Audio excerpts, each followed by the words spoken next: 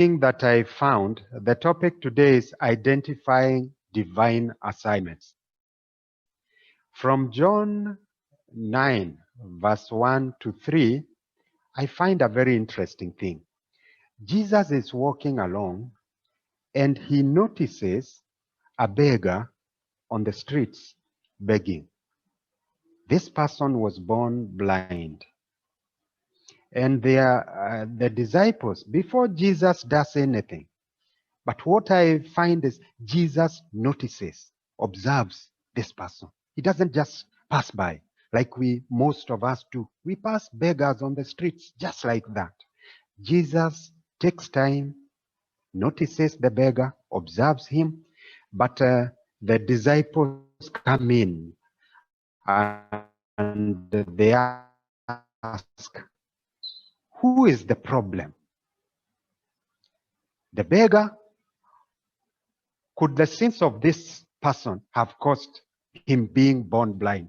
And we were asking ourselves with James, how does the sins of a child who has not been born cause him to be born blind? That was the kind of bias. That was the kind of bias his disciples shared in. That was the perception of the world, that you are the cause of your own problem. You see? What did Jesus say? Whatever you are seeing is not a problem. This is an opportunity for God to be glorified. That is what Jesus said. And he said it's not about him having sinned.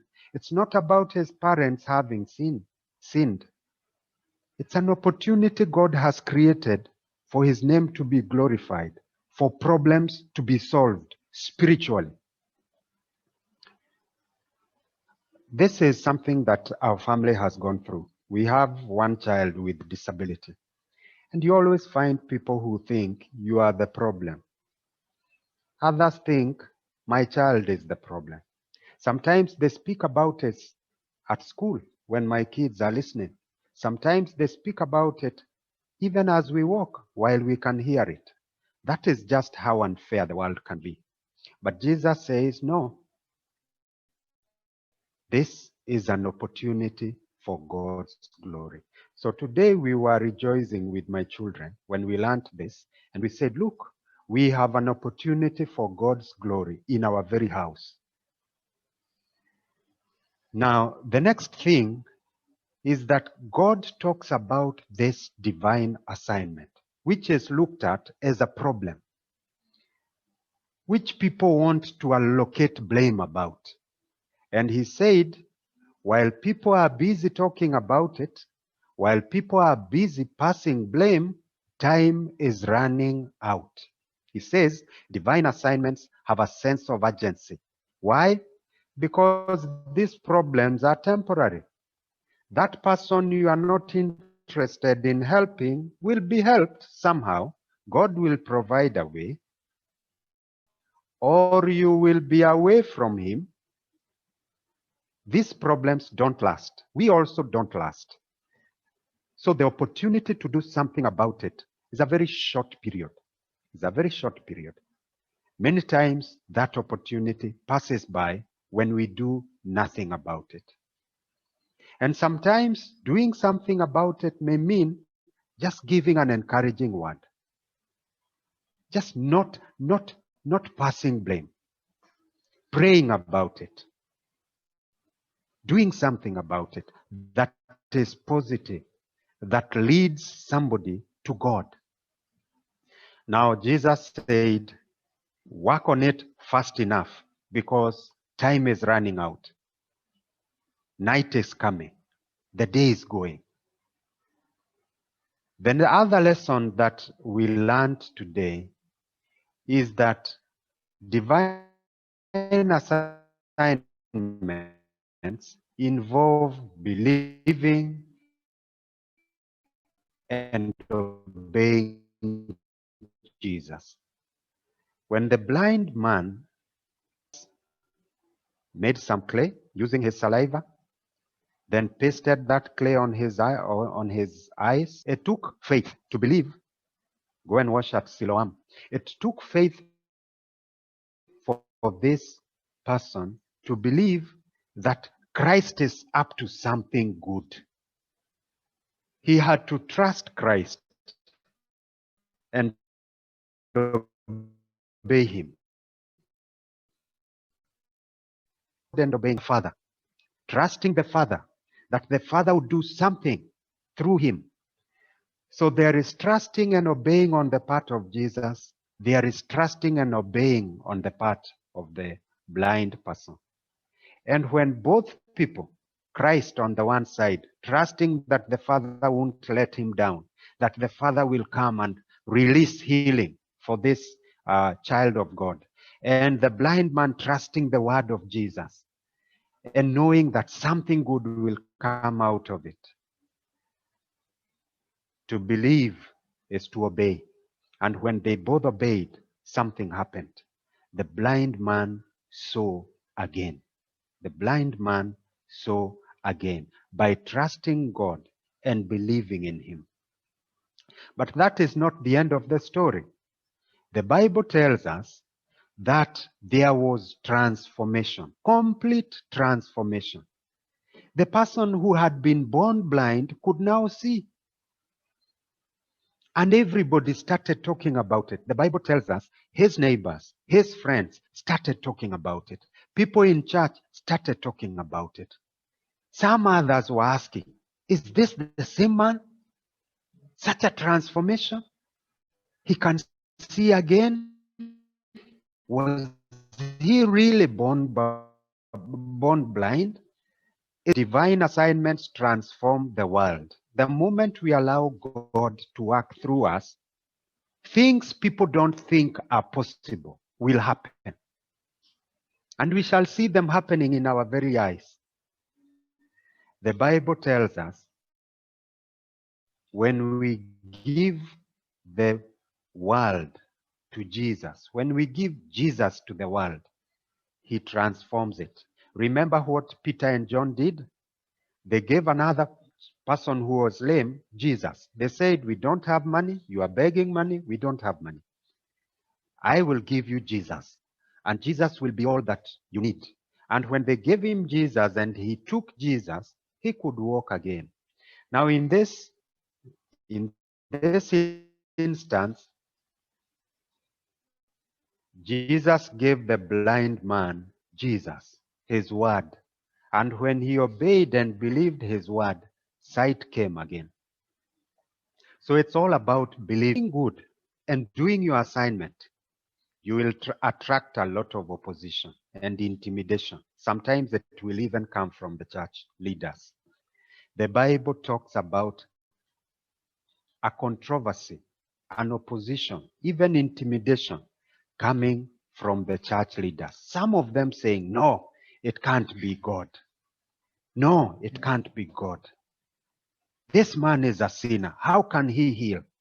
Others saying, no way.